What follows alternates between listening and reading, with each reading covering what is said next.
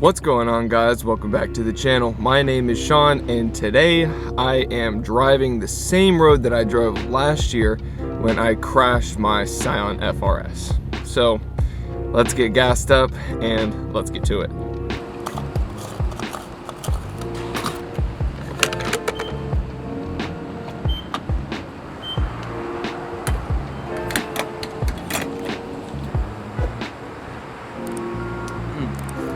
Got that QT breakfast?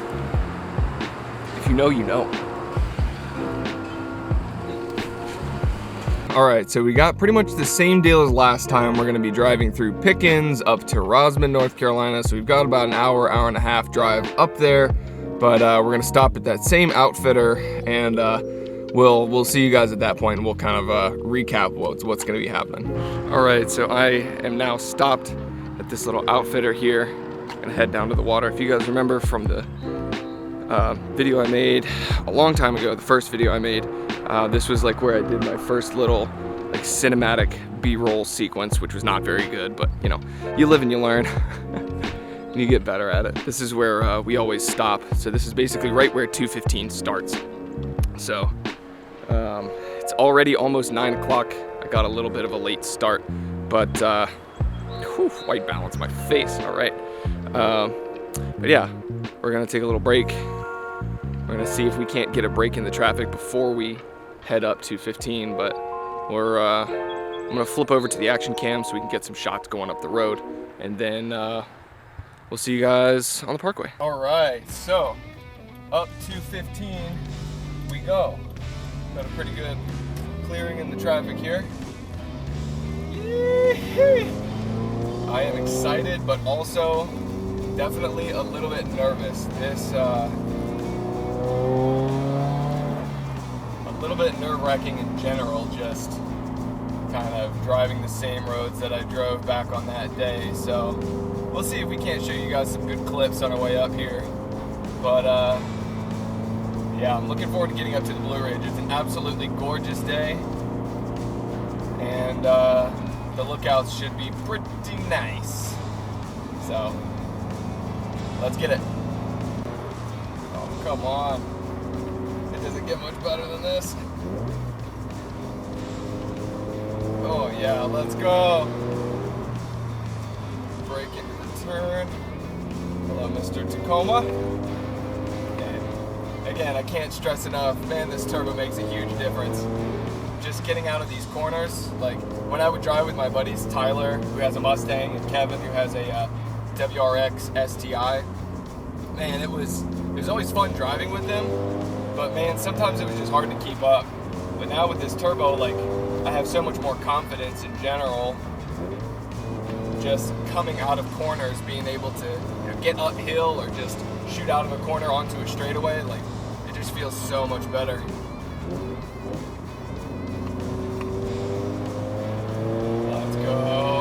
I love this so much. This is what we live for. God, this is the whole reason I do it. The whole reason I build cars, or am interested in building cars in general. God, I love this. Yes. Oh man, love it. Nice grippy tires. So good. Let's go. Love those chicanes. Fantastic. Boosted a little bit up into 5th. Here we go. Back down to 4th. I really could be higher in the RPM range here, but since this is a stock engine with the turbo slapped on it, I want to be a little bit careful. I don't hold the revs too high.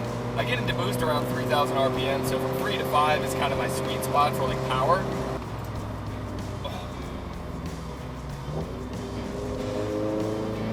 I don't think I even really need to use the top 2,000 RPM. I'm sure I could.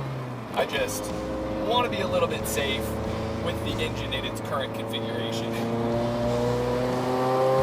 Boost up this hill. Nice.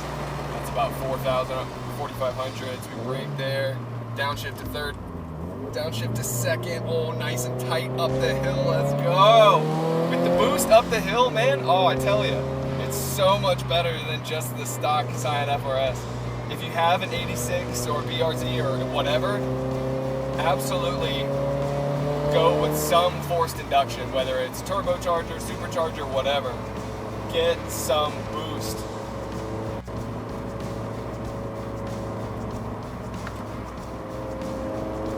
Oh yeah, got this beautiful side of the mountain here, and it's still pretty cold. I mean, this is April 3rd, so there's not a whole lot of tree cover yet, but once it starts to warm back up and all these oh, okay, I didn't realize all this was still ice. Wow. Yeah, we saw these signs with the Blue Ridge Parkway ahead, and this is how you know you come up under this little bridge and give it a little rev. That's always nice. And we turn off right here. So something that I actually forgot about is that they close the Blue Ridge Parkway during the winter months. So, as you can see, I'm just walking down the road. They basically have it gated. They have the whole thing closed off. So I'm just looking for a pull off or like an overlook. And I want to say this is one coming up here, because I think this was the one that I stopped at on that day. I'm basically trying to revisit all of the same spots from that day. Yeah, I think this is it. All right, so this is the Courthouse Valley overlook. Yeah, this is the same spot where I stopped last time. And this time, I've got it all to myself because the parkway is just closed off entirely. So, yeah, let's take a look here. Oh man, you guys can't even see it. It really doesn't do it justice. This isn't even really the best of the lookouts. There's like quite a good bit of tree cover here. Yeah, so you can see those fluffy trees, and really even there's a lot of leaves that have yet to grow back. So I mean, it's only gonna get better from here. But actually kind of bummed that the parkway is still closed, because this is where I wanted to get my thumbnail, because this is where I had my thumbnail for the last video. But yeah, we're gonna hang around here for a little bit, just kind of enjoy the scenery. Oh, have a little bit more of this coffee, and then we're gonna head down 215 to the spot where we went off the road. So yeah, gonna take a little bit of time here. We'll catch up with you guys in a little bit.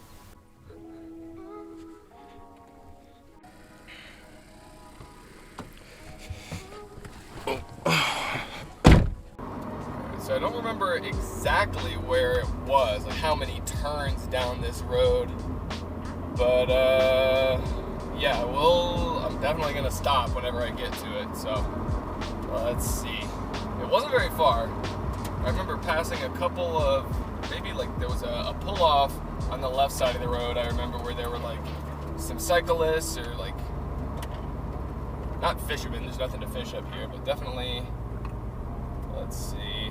Yeah, I remember this. Definitely remember that.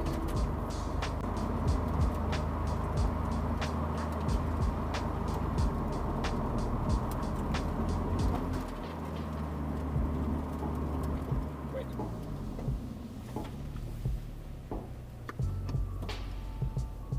This is it.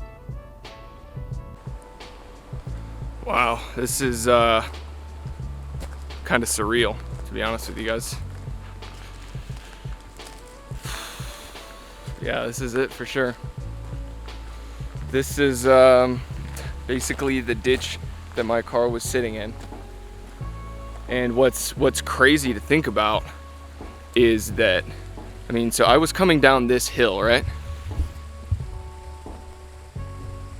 So I was coming down this way, came down this direction. And essentially, as I was like about to approach this big bend, I hydroplaned. You can't see the marks on the road anymore. It's been almost a year anyway, but yeah, I hydroplaned one tire. So you can see one tire screech, like mark on the road, and the other obviously leading to me sliding off here. So as I was coming down this way, right, I was braking and trying to turn left to go around this corner, and essentially just slid it all the way down into this ditch. And what's crazy to think about is that my car was essentially parked right here on top of this log specifically. And actually, I think that tire, no, not quite, either way. But yeah, I was parked on top of this exact tree log. But this leads up to a trail. It's like a 5.5 mile trail that goes up to a big overlook or something like that. So I like parked the car here, obviously, got out, like checked myself to make sure that I wasn't injured or anything, and proceeded to try to figure out like what I was gonna do. So a truck came up the other way, and so I like waved him down, and I was talking to the people who stopped. There were a couple of cars parked here along this like little pull off, but there was nobody around. So I flagged somebody down, and I was talking with them, and then I heard a voice back this way near the car. And so I turned around and noticed like 3 guys in like backpacking gear coming down this trail. And they actually ended up giving me a ride into like down the hill into North Carolina to get to a tow shop and all that kind of stuff, and the rest of the stuff that happened in the video. But like, if they were coming down that trail at a different time and I had gone off the road at a different time, this could have been a much more severe situation. We could be talking about something, my life could be completely different and their lives could be completely different. So, you know, it makes you think, right? It makes you think about your life. It makes you think about what you take for granted. It makes you appreciate things a lot more, because instead of going off the road into that ditch, I very well could have, run into this guardrail. I very well could have, if there was no guardrail here, I could have gone down the side of that hill, and who knows, what would have happened from there. So it definitely makes you thankful for a lot of things that you wouldn't normally think about. So a bit of a moment here, but we're gonna hop back in. We're gonna very carefully finish out this drive down the mountain. And once we get into North Carolina, we're actually going to, so we'll be in Canton. We're just gonna get on Interstate 40. We're gonna head over to Candler and then towards Asheville. We're actually gonna hit another disc golf course there. And then that's pretty much where we'll wrap it up. But yeah, this has been a good first drive. It's still very cold. It's maybe only 55 or 60 right now, so I'm not pushing the car too hard or anything, just because the tires, cold and grip don't really go too well together. So yeah, we're gonna carefully get down the rest of this road, and then we'll go play some disc golf, and we'll call it a good weekend. Man, yeah, it makes you think. Makes you think for those of us that are into cars, how aggressively do you want to drive? What's it worth to you? So my philosophy around mountain drives has changed a lot from, when driving with Tyler and Kevin, just kind of going all out and really pushing the car to its mechanical limits, and really myself to my own, how fast can I react to, man, that's just not worth it on public roads, at least. If you're on a track and you're prepared for your car to potentially take some damage if you go off or something, like that's different. But yeah, when you're on a public road, and especially when this is your only car, which at the time that was my only car, man, yeah, it makes you think a lot.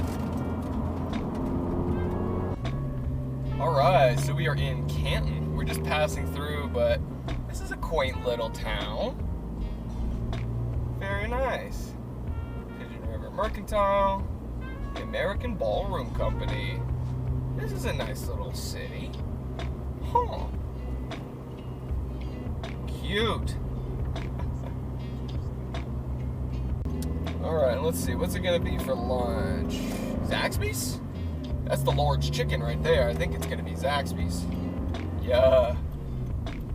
Alright. Alright, so we are here. I'm noticing one really big group of players all like lined up on hole 1. Seems like they're together. So, it is what it is. We're just gonna probably gonna end up waiting for them to clear, because of the fact that I'm gonna be recording some stuff. So, let's just see what we got. All right, so the first hole is 250. It's a par 3. Yeah, that whole group is in front of me, so we'll see. I might end up just kind of playing through just to kind of get in front of that group, but we'll see what it is. We'll see what it looks like.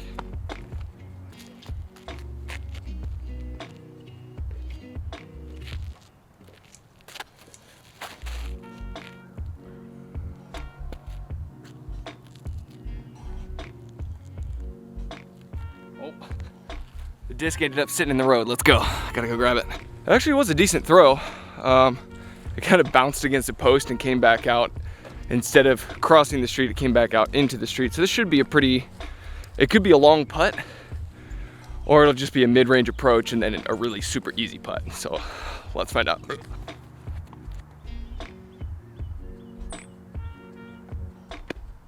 Oh, just that much.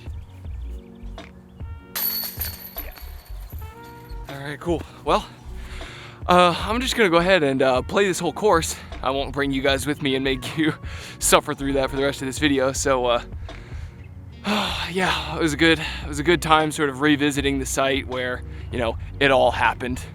But, you know, we're gonna try and make sure that doesn't happen anymore. Yeah, stick around if you guys want to see a lot more driving videos, like as it warms up and as we get back into the summer. It's gonna be a lot more of that. So if you like this video, make sure you leave it a like down below. If you want to see more from me, make sure you subscribe to the channel if you're new. We'll see you guys on the next one.